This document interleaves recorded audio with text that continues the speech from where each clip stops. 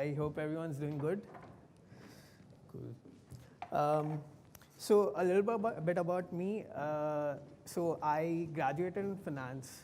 So I have a background in finance, and I was passionate about technology, and got into product management. So for the past few years, I've been handling multiple products. Okay. So for the past few years, I've been handling multiple products, and I just want to show you what we're doing. Okay.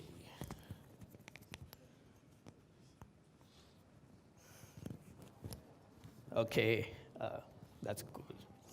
So yeah, so what I'm going to start with is about data. So recently, a lot of everyone's talking about data, and I just want to show you what we can do with data with some examples. For a hotel, I would say the most important thing, is about maximizing occupancy, increasing revenue. That's the most important thing, right? So how can you do that with just the data that you have?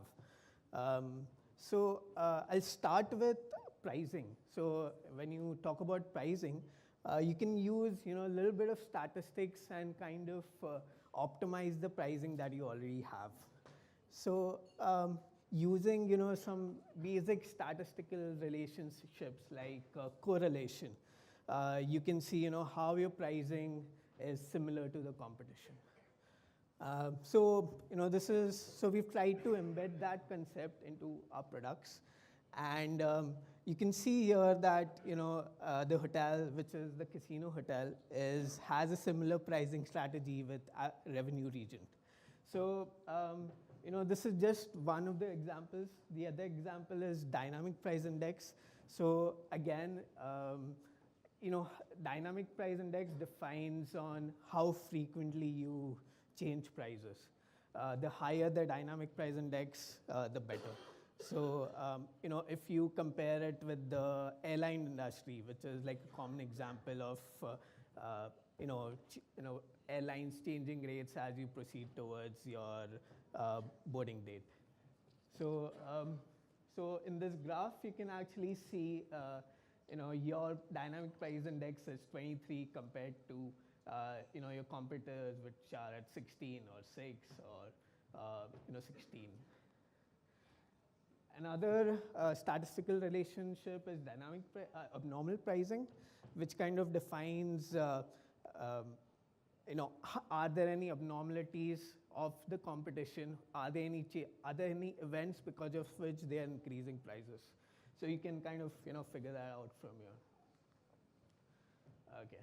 So that was for inventory. That was for prices. But you could actually do a similar thing for inventory as well. So there's this common statistical model that is being used in the finance industry for predicting stock prices. And that's called the Arima Model. And I won't go into the details for this. But with the Arima model, I did some experiments for projecting the occupancy or estimating the occupancy. So I took 1 year data set of one of the hotels that we have on board. And so this is a plot for the number of rooms booked for each day for the past year. Okay. I applied the Arima model on this, and you can just see the sorry. Can you use the okay. I think voice is just like me. Hello.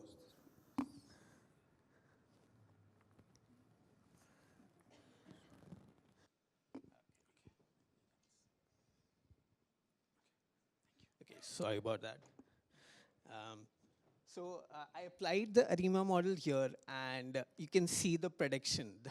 Just see how similar the prediction is with just the occupancy data.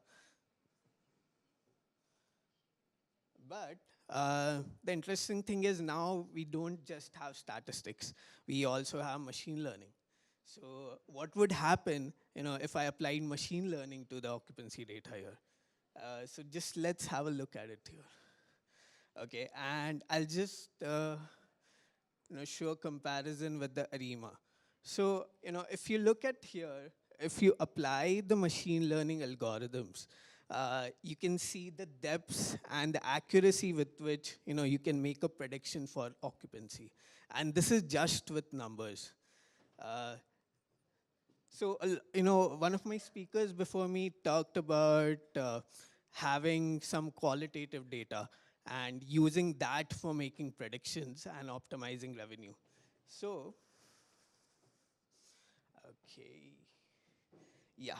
So, the next section of my presentation, it talks about using qualitative data. So what is the kind of data that we have right now, and what can we do with it? So things like events. Here there's a lot of data points that we have for events.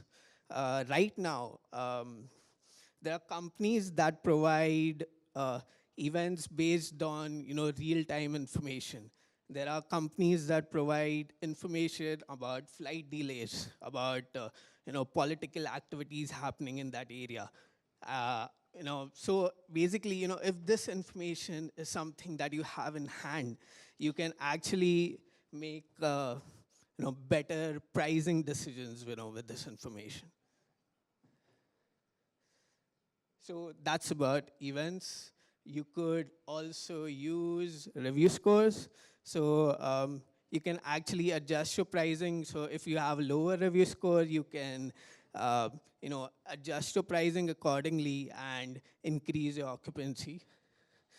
And this is one of my last slides about using pickup analytics. So this is one of the occupancy data for one of the stay dates for the hotel.